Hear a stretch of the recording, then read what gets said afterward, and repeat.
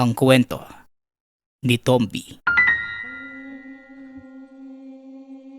Ang kwentong ito ay hango sa totoong buhay. Mula ito sa isa nating tagapakinig. Karanasan ito ni Janina. Walang eksaktong taon. Probinsya ng Siquijor. Sa isang liblib na baryong napapalibutan ng kagubatan, nakatira ang isang pamilya na simple ngunit puno ng pagmamahalan. Mahirap ang kanilang pamumuhay at tanging sa pagbubukid lamang umaasa ang ama upang maituwid ang araw-araw ng pamilya. Si Tatay Tomas, ang haligi ng tahanan. Walang ibang pangarap kundi maitaguyod ang kanyang asawa at mga anak. Katulong niya si Nanay Ina, isang masinop na may bahay na walang kapaguran na nag-aalaga sa kanilang tahanan. Ginagawa niya ang lahat, mula sa pagluluto hanggang sa paglalabada. Subalit hindi pa rin yun sapat upang mapakain ng maayos ang mga anak. Ang panganay naman na si Cardo, 16 na taong gulang, matapang at palaging handang ipagtanggol ang nakababatang kapatid.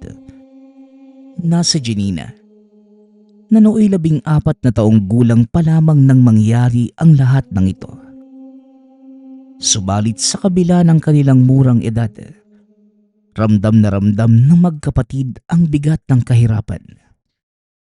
At dahil din dito, hindi na nakapagpatuloy sa pag-aaral sina Cardo at Janina. Gayunpaman, hindi nagtanim ng sama ng loob ang dalawa. Hindi rin naman hinayaan ni Nanay Ina na mawala ng pag-asa ang mga anak. Sa abot ng kanyang makakaya, tinuruan niya ang dalawa ng pagbasa at pagsulat upang kahit papano may baon silang kaalaman. Ngunit sa mga gabing wala silang makain, hindi maiwasang sisihin ni Tatay Tomas ang sarili. Para sa kanya, isa lamang siyang bigong ama. Isang haliging hindi sapat ang lakas upang itindig ang kanyang pamilya mula sa kahirapan. Ano ka ba naman, Tomas? Kitang-kita namin ng mga bata kung gaano ka nagsusumikap. Sadyang mahirap lang talaga ang buhay dito, no? Pero hindi mo kasalanan yan. Ang mahalaga, alam namin lahat kung gaano mo kami kamahal. Kaya wag mong sisihin ang sarili mo. Dahil para sa amin, ikaw ang pinakamatatag na ama at asawa. Wika ni Nanay Ina sa asawa. At dahil sa mga salitang yun, kahit papano, nabawasan ang bigat na pasa ni Tatay Tomas. Sapagkat alam niyang kahit kapos sila sa yaman, sagana naman sila sa pagmamahalan. Hanggang sa isang araw, hating gabi na halos nang makauwi si Tatay Tomas mula sa bukid. Pagod na pagod, pawis na pawis, at balot ng putik at alikabok ang kanyang katawan. Ngunit sa kabila ng lahat, nakaguhit pa rin sa mukha ang isang napakalaking ngiti. Sapagkat sa araw na yon, nagkaroon ng munting pagdiriwang ang kanilang amo at nakapag-uwi siya ng masasarap na pagkain. Higit pa sa inaasahan. Bit-bit ang supot, sabik na makita ang kanyang pamilya. Iniisip kung gaano kasaya ang mga bata kapag nakita at natikman nila ang dalang pagkain. Mabilis ang mga hakbang sa madilim at matarik na daan. Ang mga kuliglig at huni ng uwak lamang ang madidinig. Ngunit bago pa man siya makatawid sa maliit na tulay, napansin niya ang isang matandang babae na nakaupo sa gilid ng daan. Mahina, payat, at tila halos hindi na makagalaw. Nakatitig lamang ito sa kanya. May mga matang nanlilisik ngunit puno ng pagmamakaawa. Maawa ka, iho. Kahit kaunting makakain lang. Mahinang wika na matandang babae. Halos pabulong na parang humahalo sa hangin. Ngunit walang pag-aalinlangan. Ibinigay ni Mang Tomas ang isang kapat na bahagi ng dala. Dahil para sa kanya, kung sila'y pinagpala ngayong gabi, nararapat lamang na magbahagi din siya sa kapwa. At saka, sapat pa rin ang natitira upang mabusog ang pamilya. Alam din ni Tatay Tomas ang hirap at sakit ng taong gutom na gutom. At kahit papano, ayaw niyang makakita ng kapwang nakakaranas nito. Ngunit habang iniaabot ang pagkain, hindi niya maiwasang mapansin. Ang mga kamay na matanda ay butot balat. Ngunit kakaiba ang itsura ng mga kuko. Mahaba, matalim, at tila kulay itim na bakal. Nang tumingin siya muli sa mukha nito, sandaling sumilay ang ngiti ng babae. Isang ngiting hindi karaniwan ng ngiti ng isang taong gutom, kundi ng isang nilalang na tila nakahanap ng bagong biktima. Sandaling kinilabutan si Tatay Tomas sa nakita. Ngunit bago pa man niya mabawi ang kamay, mabilis na kinuha na matanda ang supot. Isang malamig na hangin ang biglang humampas sa paligid at tila tumayo ang lahat ng balahibo sa batok nito. Sa isang iglap, nawala ang matanda.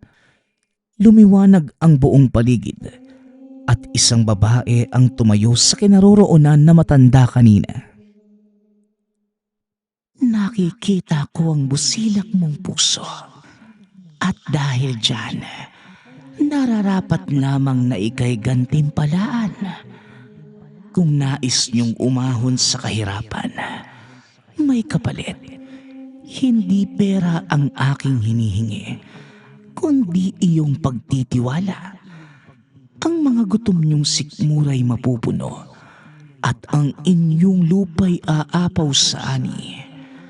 Ngunit huwag niyong kakalimutan na ang lahat ng kasaganahan ay merong kabayaran. Wika ng babae. Sandaling natahimik si Tatay Tomas. Noong una, hindi niya magawang paniwalaan ang sinasabi ng babae. Isang alok na tila masyadong maganda upang maging totoo. Ngunit nang iaabot na nito ang isang kahon, kusang inunat ng ama ang kanyang kamay at tinanggap yon. Hindi dahil sa lubos ang pagtitiwala, kundi dahil umaasa ito na baka yun na ang kasagutan sa kanilang mga panalangin. Ngumiti lamang ang babae at tila sing bilis ng pagkisap ng mga mata ni Tatay Tomas. Ganon ding kabilis itong nawala sa paningin. Naiwan si Tatay Tomas. Nakatayo sa gitna ng madilim na daan. Nanlalamig ang buong katawan. Nasa kamay pa rin niya ang kalahati ng pagkain. Nakatitig sa kahong hawak-hawak. Ngunit dalawang tanong ang bumabagabag sa kanyang isipan. Kanino ba talaga siya nagbigay ng tulong?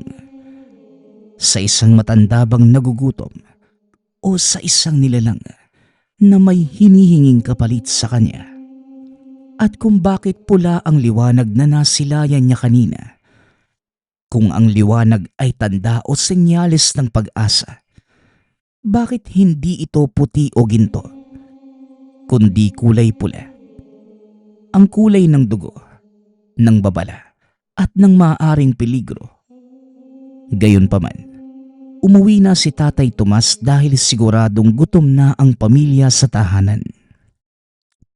Katulad ng inaasahan, gising ang dalawang bata. Sinubukan man nilang tulugan na lamang ang gutom, ngunit mas malakas ang pagkalam ng mga sikmura. Tuwang-tuwa ang dalawa nang makita ang bitbit ng ama.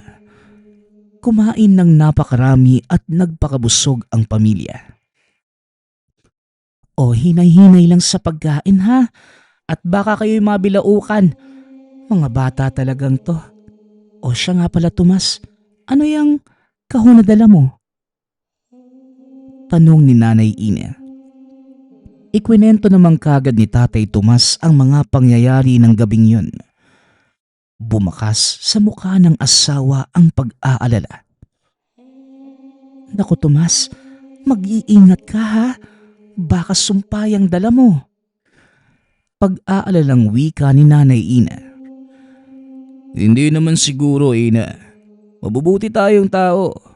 Wala naman tayong tinatapakang kapwa. Wala naman sigurong gagawa ng masama sa atin. At isa pa, hindi din naman tayo sigurado kung makakatulong nga ba talaga yung kahon na yan sa ating kinabukasan. Hanggang ngayon nga hindi ko pa rin mabuksan. Ayaw ko namang pukpukin baka masira.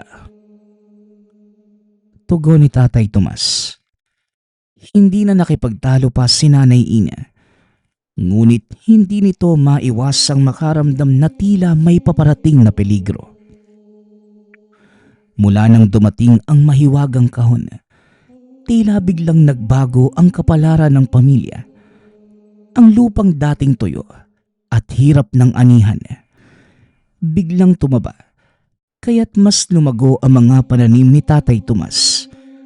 Lumaki din ang perang naiuuwi niya at sa sobrang sagana, nakakapagpadala pa ito ng sobra upang mapakain ang kanyang pamilya. Sa unang pagkakataon, halos 3 beses na sa isang araw nakakakain ng busog ang mga bata na siyang matagal nang pinapangaral at kinagagalak ng mag-asawa. Maging sa kanilang bakuran, nagsimulang mamunga ang mga tanim ni Nanay Ina. Ang mga gulay ay tila walang tigil sa pagbibigay ng bunga. Maging ang mga punong mangga, santol, bayabas ay sabay-sabay ding nagkaroon ng masaganang ani. At dahil sa tuwa, namimigay sina Nanay Ina at ang mga bata na mga ani sa kanilang mga kapitbahay, sa pag-asang mababahagian din sila ng kasaganahan. Bagamat nagtataka ang lahat sa biglaang pag-angat ng pamilya, hindi may kakaila ang pasasalamat na mga nakatanggap. Subalit kagaya ng karaniwan sa mga baryo, hindi rin nawala ang masamang bulungan ng mga tao. May ilan sa mga kapitbahay ang nagkakalat ng tsismis na nakipagkasundo daw sa demonyo ang pamilya upang makamit ang kanilang ginhawa. Hayaan mo na sila, Ina. May mga tao talagang ganyan. Hindi sila natutuwa kapag umaangat yung kapwa nila Huwag kang mag-alala. Wala tayong tinatapakang iba. Sali pa nga namamahagi pa tayo sa mga kapwa natin. Sigurado naman akong magiging maayos din yung lahat Wika ni Tatay Tomas. Mula sa pagiging isa sa pinakamahirap sa lugar, bigla silang naging sagana at maraming kapitbahay ang lihim na nangangarap na sana'y matulad din sa kanila. Subalit kasabay ng pag-usbong ng biyaya, nagsimulang pumasok ang isang malagim na pangamba sa bayan. Una, isang matandang lalaki ang natagpo ang patay sa gilid ng gubat.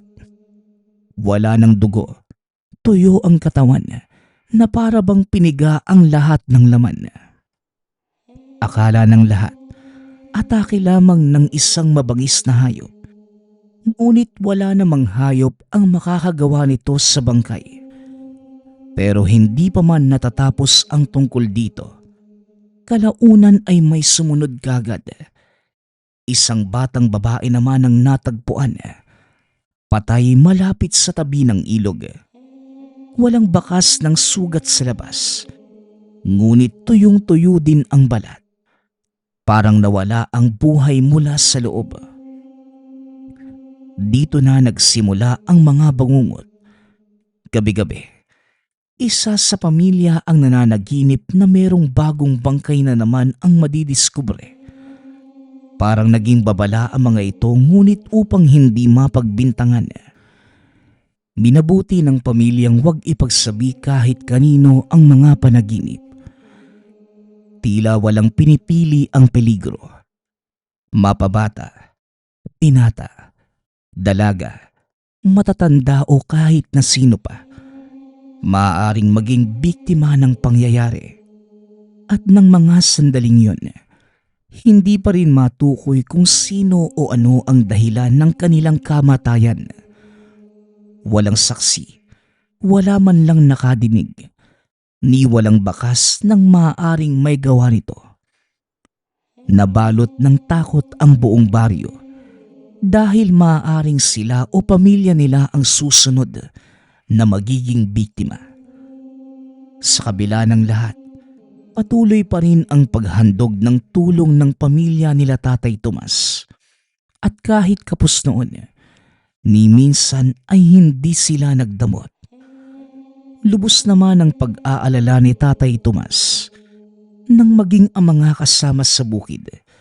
Isa-isa na rin natagpuan ng bangkay. Parehong-pareho ang kalagayan. Walang dugo o sugat sa katawan, ngunit tuyo ang balat at katawan. Walang kahit anong bakas ng pakikipaglaban. Tila bigla lamang silang inatake ng walang kaalam-alam. Sa bawat katawang natatagpuan, tila may katumbas itong biyaya sa pamilya.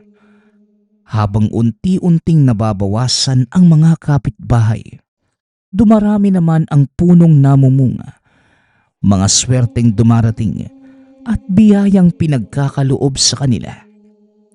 Mas dumami rin ang ani, lumusog ang mga alagang hayop at mas sumarap ang mga pagkain. Hindi kalaunan, nagdududa na ang mga tao.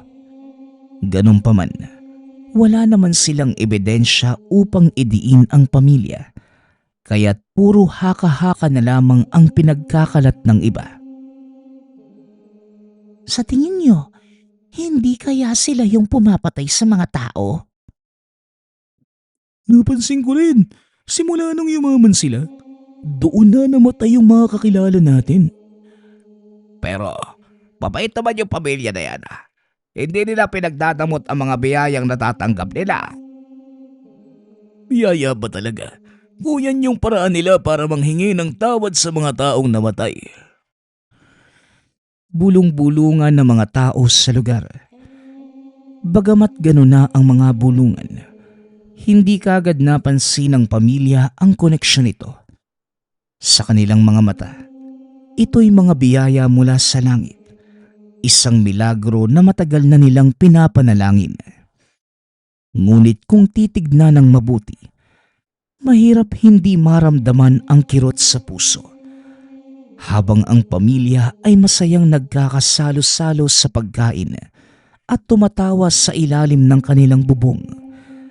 Sa labas naman ng munting tahanan, nagluluksa ang buong baryo sa sunod-sunod na pagkamatay ng mga inosente. Wala silang kamalay-malay na ang kahong inakalang nagbibigay biyaya ay siya palang ugat ng sumpa. Nagpapakain sa kanila ng kasaganahan kapalit ng buhay ng mga inosenteng kapitbahay. At sa bawat pagdiriwang nila ng bagong ani, may isang bangkay na naman na umiiyak sa katahimikan ng gabi. Hanggang sa isang gabi, habang nagbabantay si Cardo sa kanilang palayan, napansin niya ang kakaibang himig ng gabi. Ang alingaw-ngaw na mga kuliglig na karaniwang musika ng bukid, biglang nag-iba. Hindi na ito tunog ng kalikasan, kundi tila mga iyak na pilit na pinapatigil. Kagad tumayo si Cardo. Bit-bit ang itak bilang proteksyon at lampara upang makita ang daan. Hinanap nito ang pinagmumula ng tunog. Kada hakbang, natindig ang mga balahibo. Hindi niya mawari kung saan nanggagaling ang takot na nararamdaman niya, lalo na't matapang naman ang binatang ito. Unti-unti nang tumahimik ang paligid, kaya naman nagpasya na si Cardo na wag nang mag-imbestiga pa at bumalik. Ngunit paglingon, laking gulat niya nang makita ang grupo ng mga kababaihan. Tuluyan nang tumayo ang bawat hibla ng buhok sa katawan. Ang mga babaeng ito, hindi karaniwan, payat na parang mga bangkay na ang itsura. Ang mga buhok ay parang bruha. Nakabuyangyang ang bawat hibla na tila kumakaway sa hangin. Ang kanilang mga daliri, matutulis, mahaba at sintalim ng karayom na handang bumutas ng laman. Ang kanilang mga balikat ay kakaiba ang anggulo at postura. Aakalain mong nabalian na sila ng buto at bitbit nila ang mga palayok. Sa sobrang daming insektong laman, hindi na mapigilang umapaw ng iba. Mga langgam, ipis at uod. Ngunit wari ni Wardo, mas marami pa ang laman sa loob. Nakangiti ang mga babae habang nakatitig sa kanya. Kagad nitong nabitawan ang lampara nang sumugod ang mga ito. Namatay kagad ang apoy. Nang bumagsak ito sa sahig, walang ibang nagawa ang binata kundi tumakbo para sa kanyang buhay. Kahit madilim at walang makita, ginawa ni Cardo ang lahat ng makakaya. Makabalik lamang kagad sa tahanan. Nagtamo ng mga sugat mula sa mga bato at sanga ng puno ang binata. Ngunit hindi na niya pinansin pa ang sakit. Dahil sa labis na takot, hindi na nito nadinig pa ang mga pinagsasabi ng mga kababaihan. Nang makarating sa tahanan, kagad ginandado ni Cardo ang pintuan. Sinara ang mga bintana at kinausap ang pamilya. Kahit hingal, pilit niyang ikinikwento ang mga nangyari sa labas. Sandali nga lang, Cardo. Umiyak ka nga muna. Baka mapano ka eh. Pag-aalalang wika ng ina. Wala na tayong oras, Nay. Kailangan na nating makaalis dito. Wika ni Cardo. Ano po bang sinasabi mo, Uya? Ano bang nakita mo sa labas? Tanong ni Janina. Lumapit naman si Tatay Tomas. Hindi maipinta ang muka. Tila meron itong alam sa mga nangyayari. Ngunit ayaw lamang magsalita. Kita sa mga mata nito ang galit, ngunit tikom pa rin ang kanyang bibig. Ano, Tomas? May gusto ka bang sabihin? Huwag kang magtatago o magsisinungaling, ha? Pamilya tayo rito. Wala dapat mga sikreto. Wika ni Nanay Ina. Mukhang alam ko ang tungkol sa kanila. Panimula ni Tatay Tomas habang humihigpit ang kamao. Pero hindi ko maintindihan bakit ikaw yung isusunod nila. Ang kahong yun, hindi lang basta regalo. May kapalit ang bawat ibibigay nito. Pero kahit anong mangyari, hindi ko hahayaang mawala ang kahit isa sa inyo. Kung kakailanganin kong ialay ang buong baryong ito para lang sa kasaganahan natin, gagawin ko. Wika ni Tatay Tomas. Damang-dama ang galit sa boses nito. Hindi makapaniwala ang pamilya sa kanilang nadinig. Hindi na ito ang ama at asawang matagal nilang nakilala. Mabilis itong napaupo. Nakatitig lamang sa sahig na para bang may mabigat na pader sa kanyang dibdib. Ang dating mabait at maunawaing ama ay tila nagbago na. Ang mga mata ay unti-unting nawawalan ng liwanag. Napalitan ito ng kadiliman. Sinasabi ko na nga ba eh, sumpa nga yung kahong yun. Ibalik mo na yung kung saan mo nakuha. Hindi na ito tama. Malaking tulong yung kahong to sa buhay natin, Ina. Hindi na tayo nagugutom. Nakakatulong din tayo sa mga kapwa natin. Oo, may kapalit.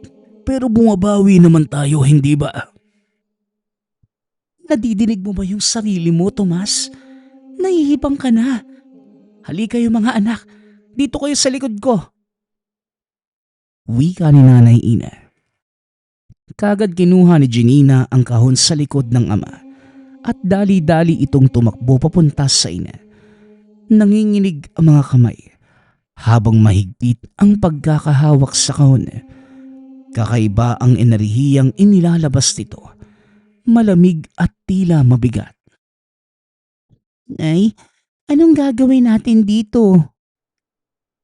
Tanong ni Janina.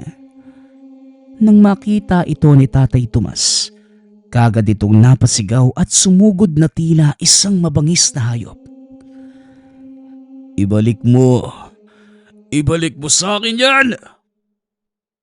Wika ni Tatay Tomas. Nanlilisik ang mga mata at ang ugat sa leeg. Nagsisulputan. Lubhang natakot si Janina sa nakita. Ngunit kagad humarang si Cardo upang sanggain ang ama. Tatay, hindi ko hayaang saktan mo sila Nanay at Janina. Gumising ka! Hindi na ikaw yan! Wika ni Cardo habang hawak-hawak ang upuan bilang panangga sa ama. Ngunit hindi tumigil si Tatay Tomas. Tila mas naging agresibo pa ito. Pilit inaabot ang kahon sa kamay ni Janina. Buong lakas ni Cardong itinulak at hinawakan ang ama. Ginawa nito ang lahat ng makakaya upang hindi makalapit sa mag-ina. Napasalampak sa sahig sila Tatay Tomas at Cardo. Ngunit kagad nakatayo ang ama.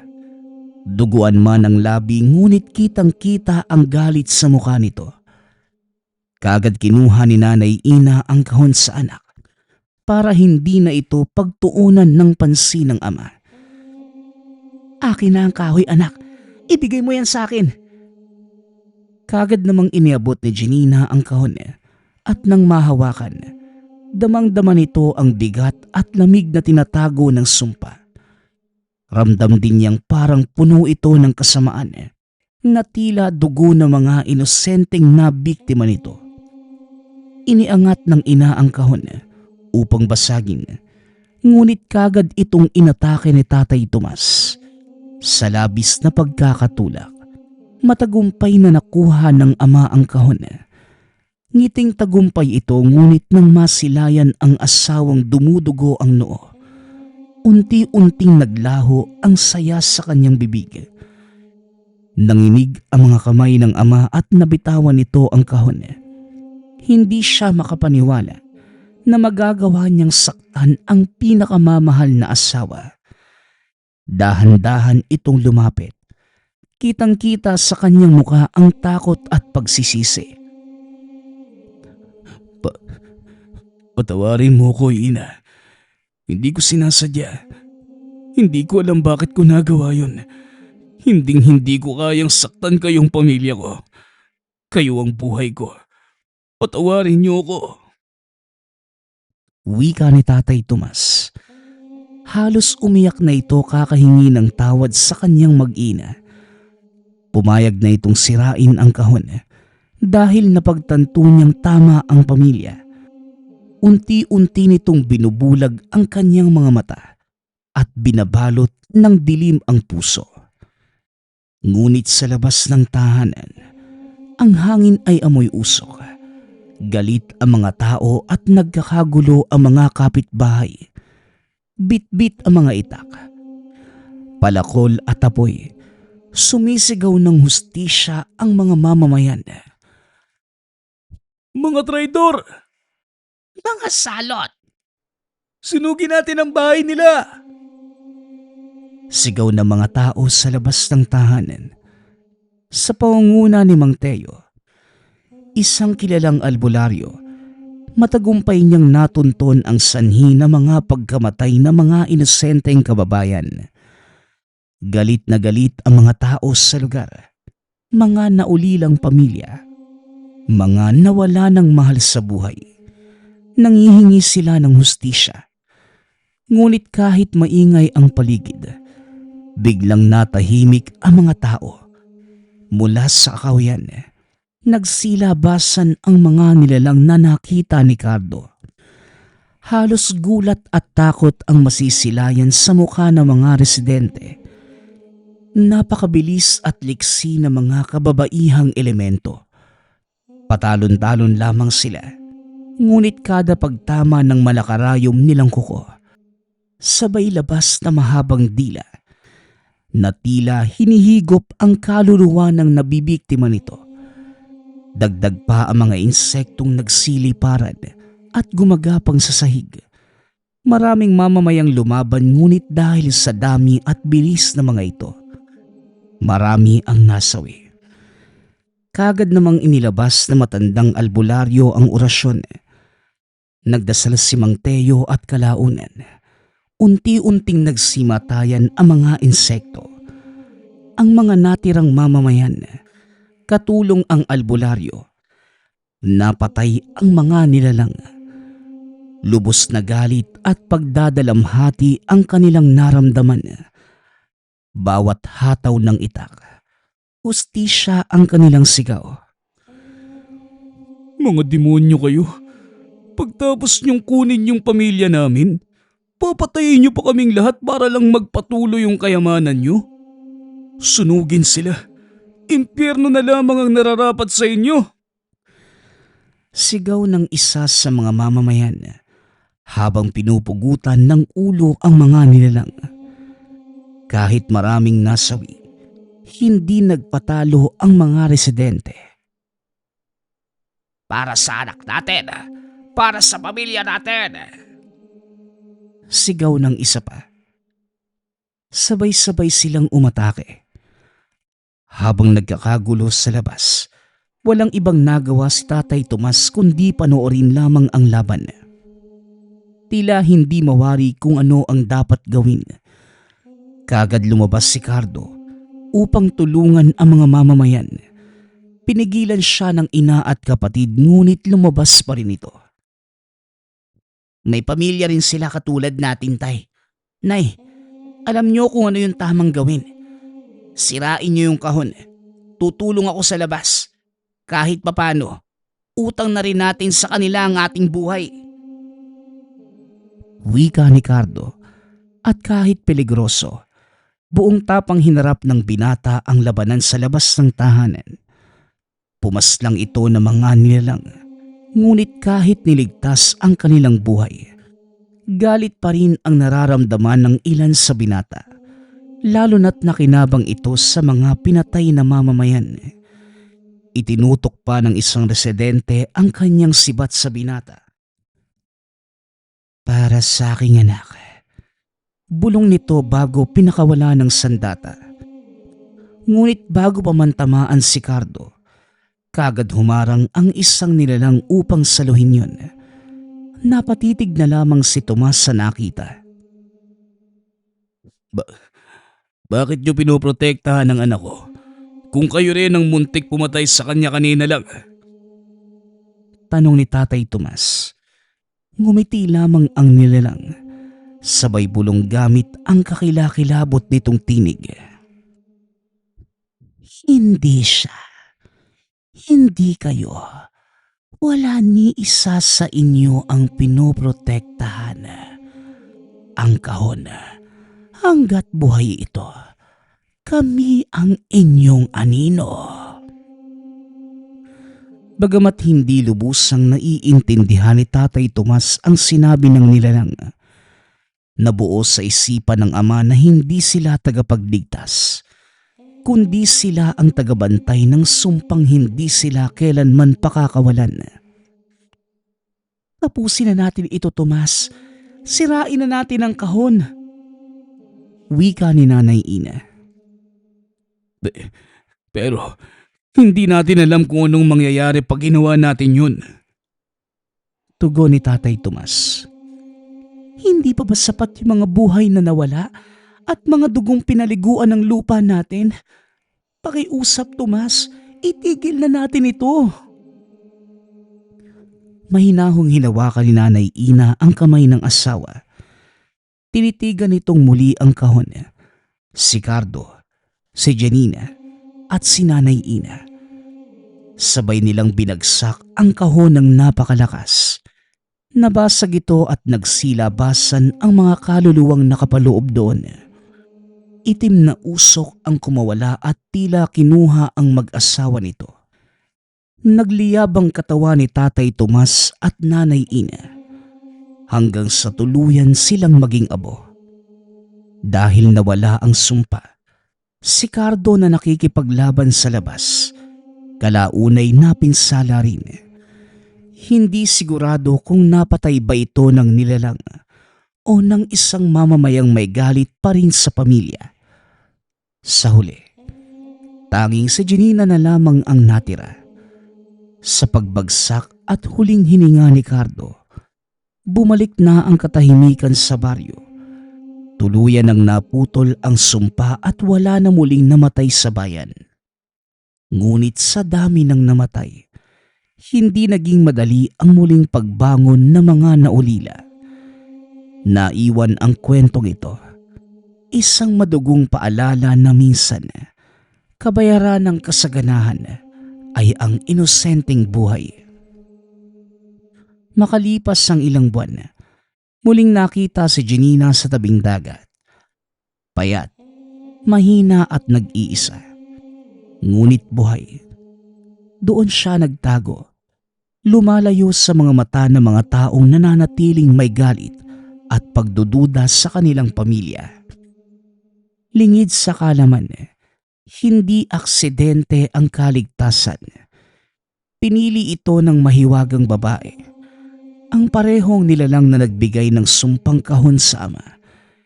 Hindi ito dahil sa kabutihan ni Tatay Tomas, kundi dahil may kailangan siyang maiwang saksi. At bilang huling biyaya, nakaligtas si Janina sa gabing nilamon ng apoy at dugo ang bayan. Ngunit dala niya ang hindi matatawarang bigat ng konsensya, lungkot at sugat na walang lunas. Kalaunan ay lumisan siya sa bayan ng Siquijor. Walang kamag-anak na natagpuan. Ngunit isang mabuting mag-asawa ang umampon sa kanya. At doon ito muling natikman ang katahimikan ng isang tahanan. Gayunpaman, hindi na siya nag-asawa ni nagkaroon ng anak. Nanatiling baon sa puso ang mga alaala ng gabing yun. Ang mga halimaw, ang sigaw ng ina, ang sakripisyo ng kuya, at ang pagkasira ng kanyang ama. At sa bawat pagtitig niya sa dagat, palaging bumabalik ang parehong tanong, bakit sa kanila pa nangyari yun? Hindi naman sila masamang tao, sadyang naghihirap lang, kagaya ng karamihan. Ngunit habang tumatagal, natutunan niyang tanggapin ang isang masakit na katotohanan, na ang kabayaran ng kasakiman, kahit sa oras ng kagipitan, ay laging inosenteng buhay. At maaaring yun na rin ang naging hustisya para sa mga nasawi ng sumagana ang kanilang pamilya. Si Janina na lamang ang natirang buhay, ngunit siya rin ang pinakamatinding sugatan. Buhay itong nagpatuloy, ngunit araw-araw ay binabalikan ng mga multo ng nakaraan. At magpasa hanggang ngayon, sa bawat huni ng hangin at alon ng dagat, wari nadidinig pa rin niya ang tinig ng pamilya. Hindi bilang sumpa, kundi paalala. Ang susunod nating kwento ay mula sa isa nating tagapakinig. Karanasan ito ni Neil. Walang eksaktong taon. Probinsya ng Bicol.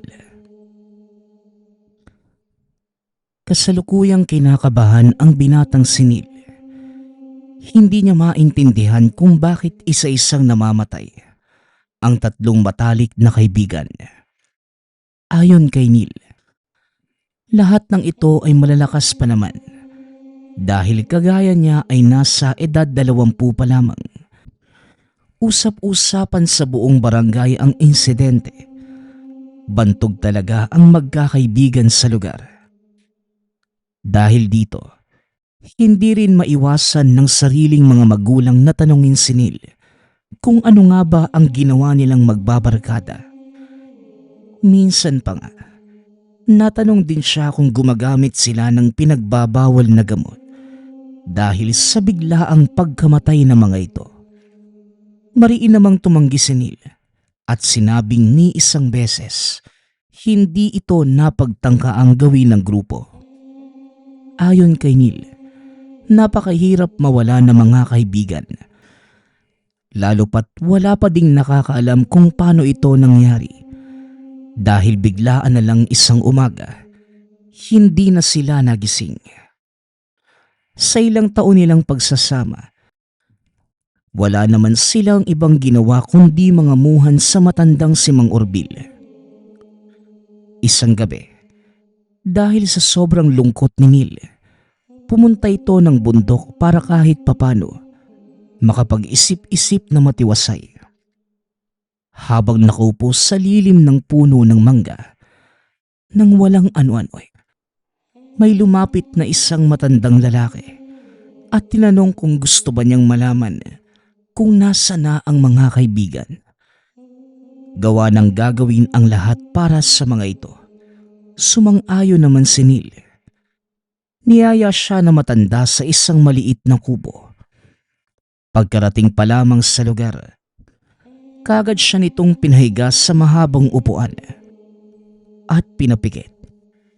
Nagbanggit ng mga dasal ang matanda at hindi inaasahan ni Neil ang mga sumunod na nangyari. Napakalinaw ng imaheng nakita. Isang matabang babae, dinadaganan ang tatlong kaibigan. Humihingi sila ng tulong at kitang-kita na nahihirapan ng huminga. Akmang tutulungan na sana ni Neil, biglang dumating si Mang Orbil at hinila siya palayo. Kasabay nito ay bigla siyang nagising.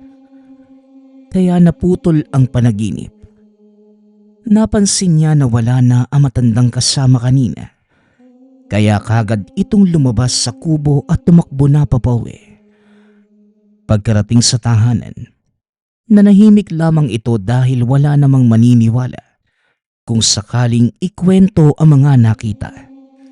At dahil napagod sa kakatakbo, nagpahinga na lamang at minabuting kalimutan ang mga nakita. Kinaumagahan, may kung anong pumapasok sa kanyang isipan at ginustong pumunta sa albularyo. Pagkarating sa tahanan ng manggagamot, naabutan niya itong nagro-rosaryo, kaya naghintay na lamang muna hanggang sa matapos sa ginagawa. Maya-maya pa, pinapasok na nito si Neil at nang makaupo, inilahad ang nakita at nakaengkwentrong matanda sa gubat. Ngunit hindi pa man nakakatapos, nagsalita na ang manggagamot. Bati-bat ang nakaengkwentro nyo? Kaya pa isa-isang namatay ang mga kaibigan mo. Saang parte ba kayo namutol ng kahoy? Tanong ng albularyo. Napaisip naman si Neil dahil sa tanong na matanda. Bigla niyang naalala na isang beses ay pumunta sila sa bundok para manguha ng mga kahoy na gagamitin sa pag-aayos ng kusina ni Mang Orbil. At magmula nang makakuha ng kahoy sa lugar, nang sumunod na araw, hindi na nakapasok pa ang isang kasama hanggang sa isa na silang lumiban ng pasok. Napailing na lamang ang manggagamot. Naku, talagang kay Orbil pa kayo nangamuan. Isang lalaking yan sa traidor dito sa lugar natin. Lahat ng nagiging tauhan niya, ginagawang pamain sa mga batibat. Noon pa man ugali na niyang magpahamak na mga tauhan. Hayaan mo't aalisin ko ang mga nakakapit na kapahamakan sa katawan mo. Wika ng albularyo. Nakaramdam ng pagkatakot si Neil dahil sa sinabi ng manggagamot. Maya-maya pa, Pinahiran na nito ang dibdib ng binata ng isang napakabahong langis. Ayon sa manggagamot, ito ang pangontra sa markang inilagay ng batibat sa katawan. Bago pa man matapos, ibinili na ng albularyo na magsasagawa siya ng ritual sa puno na kanilang pinagkuhanan. Umuwi na ang binata at babalik kinabukasan para isagawa ang pagriritual. Pagka-uwi ay hindi na nagkwento pa si Neil sa mga magulang. Sa maghapon tinapos lamang ang mga gawaing bahay at minabuti na ring matulog ng maaga para makapaghanda sa gagawing kinabukasan. Nang sumunod na araw, nauna nang pumunta si Neil sa bundok dahil susunod na lamang ang manggagamot. Habang nag-aantay, napansin niya na walang humpay ang paghampas ng mga dahon galing sa matandang akasya na parang binabagyo. Dumating na din ang manggagamot at kagad na tumayo ang binata. Hindi pa man nag-uumpisa sa pagbanggit ng kung anong mga dasal, may isang napakalaking babae na tumambad sa harapan ng manggagamot. Kinausap siya nito sa hindi maintindihang lengguwahe. Hindi naman lumapit si Neil.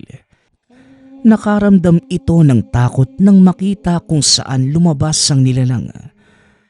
Maya-maya pa, tila biglang nagkaroon ng pagtatalo ang albularyo at ang malaking babae. Napasigaw sa sakit ang manggagamot at utal-utal na ang boses habang binabanggit ang mga panalangin. Kaya naman lumapit na si Neil para sana tulungan ang matanda. Nang walang ano-ano'y, biglang nagdabog na parang isang bata ang nilalang, dahilan para matumba si Neil. At dahil sa sobrang pagkatakot, napatakbo papalayo si Neil at hindi na rin nagawa pang bumalik. Pagkarating sa tahanan, matapos makapagpahinga, uminom muna ng tubig. Dahil nagluluto ang mga magulang sa kusina, sinubukan niyang ikwento ang mga nasaksihan. Ngunit tumawa lamang ang mga ito at sinabing, imahinasyon niya lamang ang mga sinasabi. At dahil hindi mapakali si Neil, muli itong pumunta sa bundok para balikan ang manggagamot. Hindi siya mapanatag dahil bigla na lang niya itong pinabayaan. Sobra man ang takot na nararamdaman, lakas loob niyang pinuntahan ang lugar. Ngunit wala nang naabutan ni anino ng matanda. Nang masiguradong wala talaga ito doon, tumakbo na si Neil papunta sa tahanan nito. Ngunit wala ding naabutan. Magmula ng araw na yon, hindi na nahanap pa ang matanda. Pumutok ang balita sa lugar na pagkawala ng nag-iisang manggagamot. Dahil dito, hindi mapakali ang binata dahil siya ang huli nitong nakasama matapos ang insidente. Kaya pilit niyang kinumbinsi ang mga magulang hanggang sa mapaniwala niya ang mga ito. Hindi naging madali ang ginawa nila para mahanap lamang ang matanda. Nagpatulong ang mga magulang ni Neil kung kani-kaninong albularyo. Ngunit ni isa sa nalapitan, hindi nagtagumpay na mahanap ang matanda. Hanggang sa sumapit ang isang araw, may nagkumpirmang kinuha na ng batibat ang albularyo at ito ang naging kabayaran sa buhay ni Neil. Hindi alam ng binata kung anong koneksyon ng lalaki sa matanda. Lunes ng hapon dumalaw ang mensaherong lalaki at matapos ang kaunting usapan, tuluyan na itong naglaho. Bagamat pala isipan pa din kung sino ang mensaherong yun, minabuti na lamang ng pamilya na maniwala dahil matagal ng panahon ang nakalilipas magmula nang mawala ang albularyo. At dahil sa sobrang gulo ng pangyayari, hindi na mawari ni Neil ang uunahin, kung ipagpapatuloy ba ang paghahanap sa nawawalang albularyo o ipapasuri ang mga bangkay ng kaibigan sa isa pang manggagamot. Inabisuhan siya ng mga magulang na ipanalangin na lamang ang kalagayan ng matanda dahil wala talagang makapagsabi kung nasa na ito ngayon. Sa paglipas ng panahon, natutunan na rin ni Neil na wag nang sisihin ang sarili sa mga nangyari.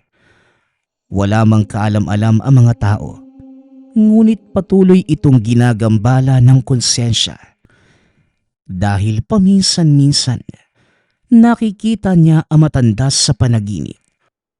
Paulit-ulit na sumisigaw ng tulong. Nagtuloy-tuloy ang pagpapahiwatig na matanda kaya isang araw napagtagpi-tagpi niya ang lahat ng iyon. Sa tulong ng ama, nahanap nila ang isang puting bato at kailangang ialay sa puno na kanilang pinutol. Magmula ng araw na yun, natigil na ito sa pagpaparamdam. Napanatag na din ng pamilya dahil natapos na ang pamemerwisyo ng batibat. Magpasa hanggang ngayon, hirap na hirap pa din si Neil sa paglimot sa mga pangyayari. Madalas itong pumupunta sa lugar kung saan pinaniniwala ang naroon ang manggagamot. Hindi naging madali ang naranasang trauma, ngunit malaya pa rin itong inilalahad ang karanasan ng mga kabarkada na bigla na lamang namatay dahil lamang sa nilalang na nakatira sa puno. Magmula rin ng araw na yon, dito siya nagsimula sa paniniwala patungkol sa bangungot at walang ibang salarin kundi ang matabang babae na kung tawagin ay batibat. Nagpapasalamat nga pala ako sa lahat ng sumusuporta sa ating channel. Nawa ay patuloy niyong suportahan at pakinggan ang ating mga kwento. Hanggang sa muling pakikinig. Paalam.